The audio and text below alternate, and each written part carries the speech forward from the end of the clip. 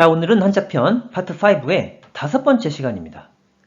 파트 5에서는 쉬엄쉬엄 갈차기 쓰이고 있는 40개의 한자에 대해서 소개해드리고 있는데, 지난 시간에는 이 파트 5의 모든 한자들 속에 포함되어 있는 쉬엄쉬엄 갈차기에 대해서 자세히 소개해드렸고, 또한 개별 한자에 대해서도 19개를 이미 소개해드렸어요. 따라서 이 영상이 오늘 처음이신 분께서는 파트 5의 첫 번째 영상을 함께 시청해 주시면 훨씬 더 효과적인 한자 공부가 가능하실 거예요.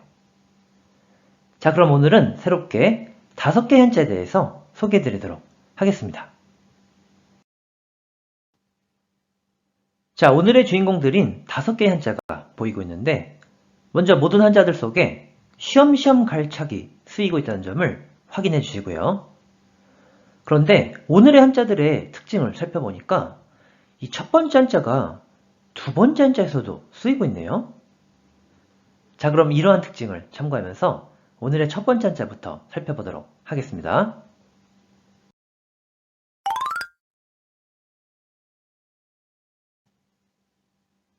먼저 한자의 생세를 보면 쉬엄쉬엄 갈차게 이 부분이 결합된 형태예요.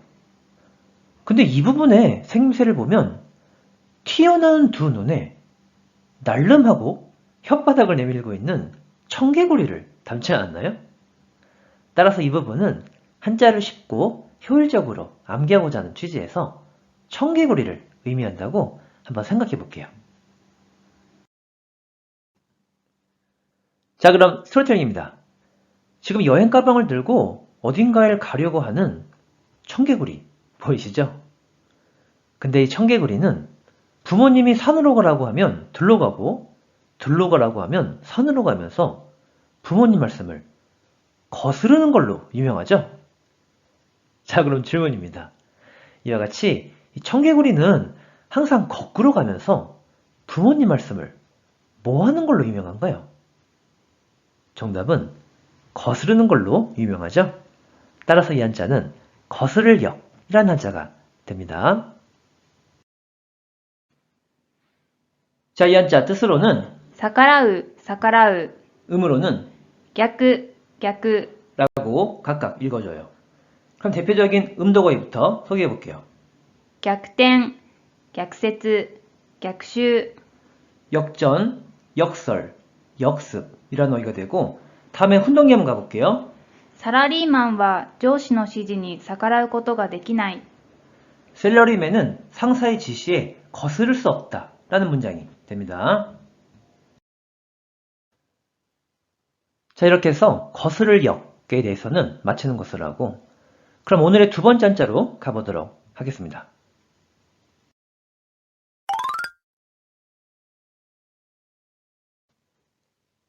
먼저 한자의 생세를 보면 방금 전에 소개해드렸던 거스를 역에 달월이 각각 결합된 형태예요. 자, 그럼 스토리텔링입니다. 지금 윗사람의 명령에 거슬러서는 안 되는 군인 보이시죠? 사실은 20년 전에 강원도에서 군복무를 했었던 저의 모습인데, 어느새 세월이 흘러가서 20년 전으로 거슬러 올라가게 되었어요. 자, 그럼 질문입니다. 이와 같이 윗사람 명령에 거스를 수 없는 저의 군대 시절 이야기는 세월이 20년 전으로 어떻게 되었나요? 거슬러 올라가게 되었죠. 따라서 이 한자는 거스를 소라는 한자가 됩니다. 자, 이 한자 뜻으로는 遡る、遡る、 음으로는 そ、そ、 라고 발음해줘요. 그럼 대표적인 음도어휘부터 소개해 볼게요. 訴求。 소급이라는 어휘가 되고, 다음에 훈동기 한번 가볼게요. 僕の兵役時代の話は20年前に遡る。 내 병역 시절 이야기는 20년 전으로 거슬러 올라간다 라는 문장이 됩니다. 이렇게 해서 거스를 소에 대해서는 맞히는 것을 하고, 그럼 오늘의 세 번째 한자로 가보도록 하겠습니다.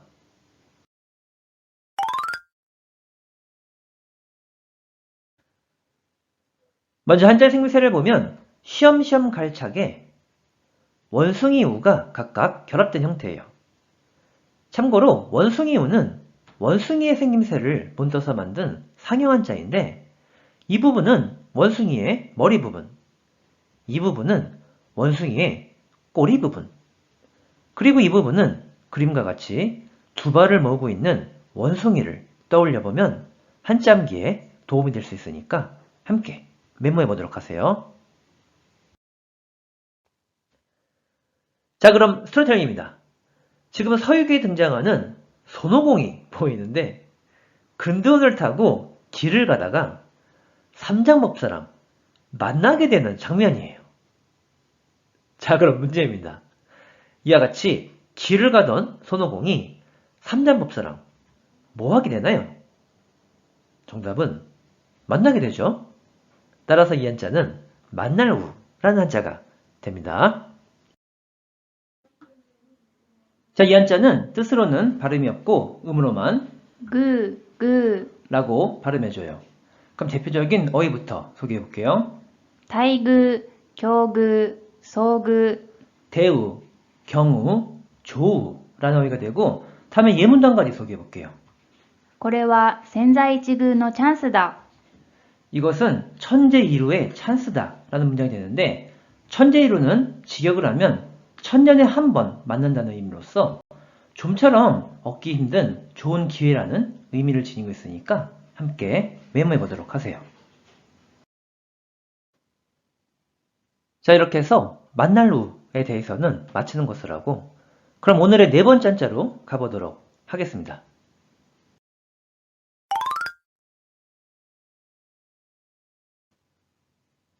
먼저 한자의 생세를 보면 쉬엄쉬엄 갈차게 밑동적이 각각 결합된 형태예요. 참고로 밑동적은 설립과 구들고라는 한자가 조금은 변형된 형태가 겹쳐진 모양이라고 생각해 볼게요. 따라서 밑동적이라는 한자는 나무를 굳게 서게 해주는 나무의 밑동이라고 생각하면 한자암기가 수월해지니까 함께 참고해 보도록 하세요. 자, 그럼 스토리텔링입니다. 지금 어떤 남자가 나무를 베어가는 중이네요.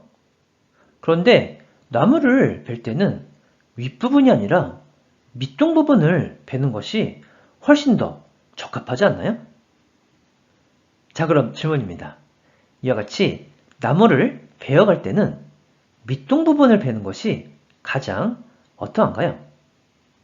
정답은 적합하죠? 따라서 이 한자는 적합할 적 또는 알맞을 적이라는 한자가 됩니다. 이 한자는 뜻으로는 발음이 없고 음으로만 適、適、 라고 발음해줘요. 그럼 대표적인 어휘부터 소개해 볼게요. 適切、適正、適用、 적절, 적성, 적용이라는 어휘가 되고 다음에 예문도 한 가지 소개해 볼게요. 会社経営には適材適所が必要だ。 회사 경영에는 적재적소가 필요하다라는 문장이 되는데 적재적소는 알맞은 인재를 알맞은 장소나 지위에 배치하다라는 의미를 지니고 있으니까 함께 메모해 보도록 하세요. 이렇게 해서 적합할 적, 알맞을 적에 대해서는 마치는 것을 하고 그럼 오늘의 마지막 한자로 가보도록 하겠습니다.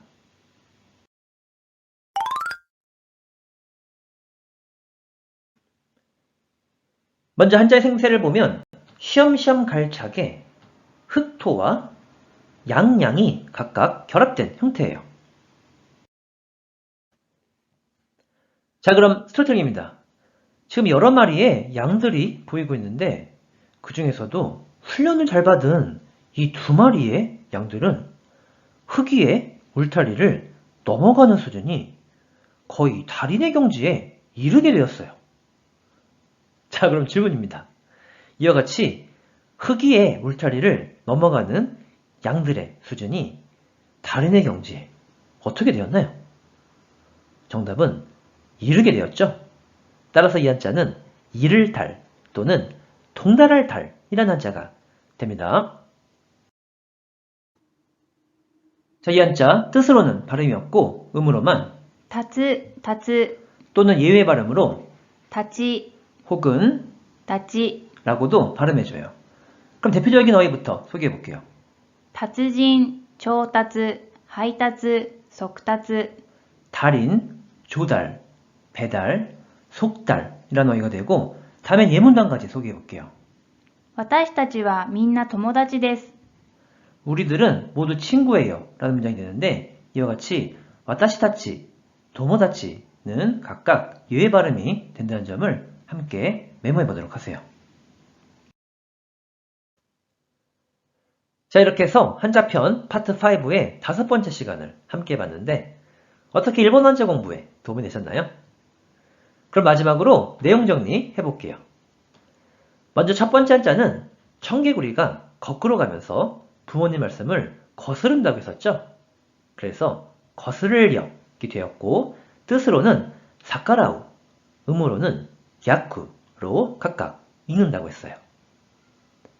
두 번째 한자는 윗사람 명령에는 거스를 수 없는 군대 시절 이야기가 20년 전으로 세월을 거슬러 올라간다고 했었죠. 그래서 거스를 소가 되었고 뜻으로는 사카노보루, 음으로는 소로 각각 발음한다고 했어요. 세 번째 한자는 길을 가던 손오공이 삼장법사랑 만나게 된다고 했었죠. 그래서 만날 후가 되었고 음으로만 구로 발음한다고 설명드렸어요. 네 번째 한자는 나무를 베어갈 때는 밑동 부분을 베는 것이 가장 적합하다고 해서 적합할 적, 알맞을 적이 되었고 이 한자도 음으로만 택기로 발음한다고 설명드렸어요. 그리고 마지막 5번째 한자는 흙 위에 울타리를 넘어가는 양들의 수준이 달인의 경지에 이르렀다고 했었죠. 그래서 이를 달, 통달할 달이 되었고 음으로만 타츠 혹은 예외 발음으로 타치 또는 나치로도 발음한다고 설명드렸어요. 자, 이렇게 해서 오늘도 일본어 한자 공부 수고 많이 하셨고요. 이 영상이 오늘 처음이신 분께서는 한자편 파트 1부터 파트 4까지 함께 시청해 주시면 훨씬 더 효과적인 한자 공부가 가능하리라 생각합니다. 자, 그럼 다음 시간에 다시 만나도록 할게요. それじゃ、またね